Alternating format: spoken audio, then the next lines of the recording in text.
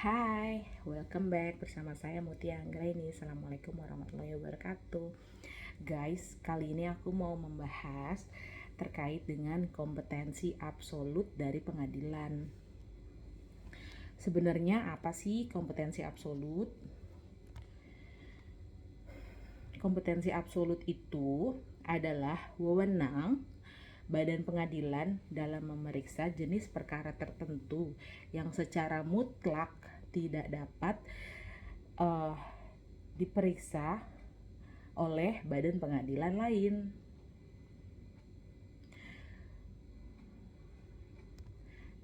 Nah, kenapa sih akhirnya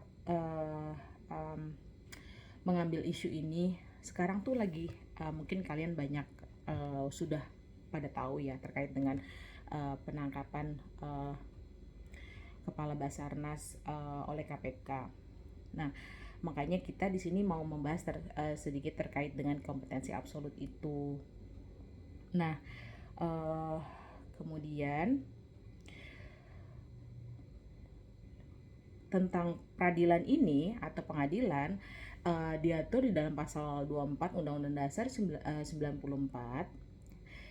terkait dengan kekuasaan kehakiman merupakan kekuasaan yang merdeka untuk menyelenggarakan peradilan guna menegakkan hukum dan keadilan. Kekuasaan kehakiman dilakukan oleh sebuah mahkamah agung dan badan peradilan yang berada di bawahnya dalam lingkungan peradilan umum, lingkungan peradilan agama, lingkungan peradilan militer, lingkungan peradilan tata usaha negara, dan oleh sebuah mahkamah konstitusi.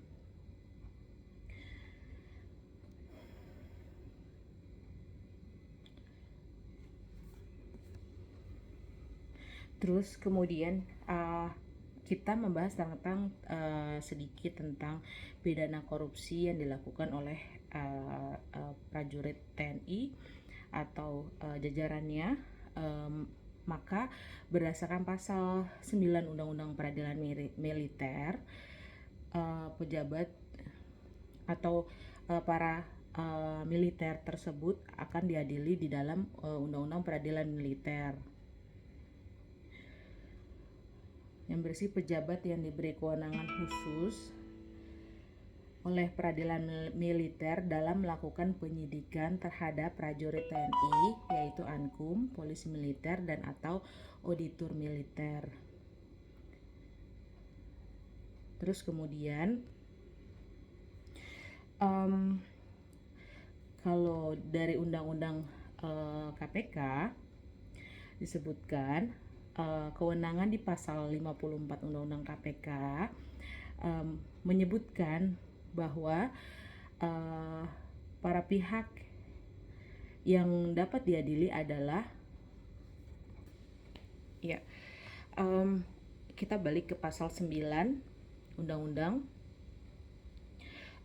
Peradilan Militer Undang-Undang Nomor 31 tahun 97 pasal 9 yang menyebutkan bahwa pasal 1 mengadili tindak pidana yang dilakukan oleh seseorang yang pada waktu melakukan tindak pidana adalah prajurit A. Prajurit, B. Yang berdasarkan undang-undang dengan prajurit, C. Anggota suatu golongan atau jawatan atau badan atau yang dipersamakan atau dianggap sebagai prajurit berdasarkan undang-undang, D. Seseorang yang tidak masuk dalam golongan pada huruf A, huruf B, dan huruf C, tetapi atas keputusan Panglima dengan persetujuan Menteri Kehakiman harus diadili oleh suatu pengadilan dalam lingkungan peradilan militer. Pasal 2-nya ayat 2 memeriksa, memutus dan menyelesaikan sengketa tata usaha angkatan bersenjata. Ayat 3-nya menggabungkan perkara gugatan ganti rugi dalam perkara pidana yang bersangkutan atas permintaan dari pihak yang dirugikan sebagai akibat yang ditimbulkan oleh tindak pidana yang menjadi dasar dakwaan dan sekaligus memutuskan kedua perkara tersebut dalam satu putusan. Terus kemudian kita merujuk ke dalam kewenangan KPK di dalam pasal 54 Undang-Undang Nomor 30 tahun 2002 disebutkan bahwa Ayat 1, pengadilan tindak pidana korupsi berada di lingkungan peradilan umum. Ayat 2, untuk pertama kali pengadilan tindak pidana korupsi sebagaimana dimaksud pada ayat 1 dibentuk pada Pengadilan Negeri Jakarta Pusat yang wilayah hukumnya meliputi seluruh wilayah negara Republik Indonesia.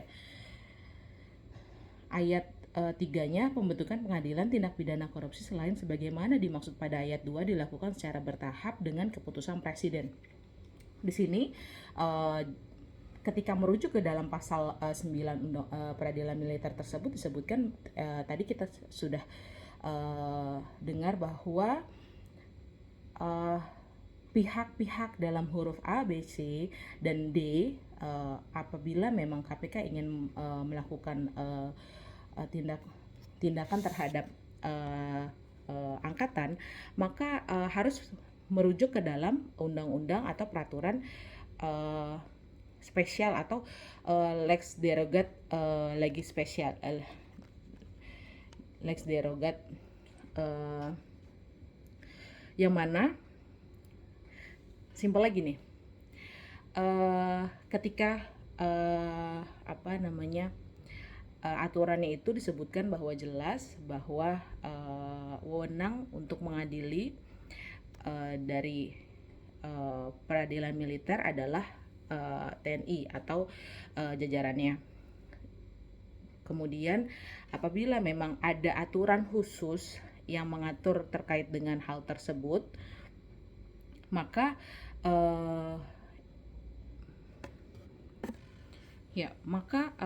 KPK dalam hal ini harus merujuk ke dalam undang-undang atau dasar hukum yang menjadi adanya suatu lembaga KPK. Di sini disebutkan bahwa dalam pasal 6 dan pasal 7 terdapat terkait dengan kewenangan, tugas, wewenang, dan kewajiban memang belum mencantum adanya pengalihan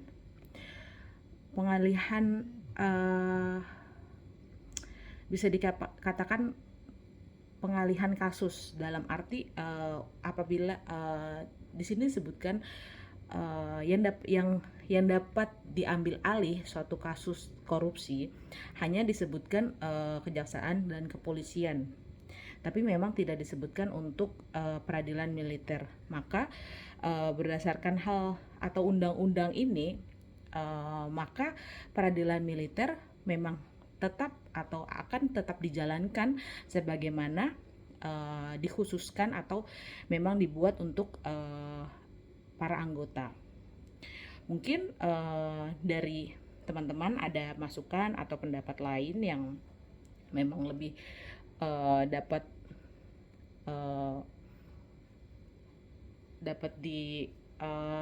kita perdebatkan hal ini berdasarkan undang-undang yang mengatur. Next video kita akan coba diskusi dengan para pejabat atau para pihak yang terkait dengan hal ini, karena memang ini merupakan suatu kompetensi absolut, adalah satu hak atau bisa dikatakan hak yang mana para pihak yang memang tidak memiliki kewenangan tidak dapat atau tidak berhak untuk melakukan suatu pemeriksaan, penyelidikan, dan seterusnya dalam sistem peradilan. Demikian dari saya. Apabila ada salah-salah kata mohon dimaafkan. Jangan lupa like, comment, share, dan subscribe ya. Thank you. Wassalamualaikum warahmatullahi wabarakatuh.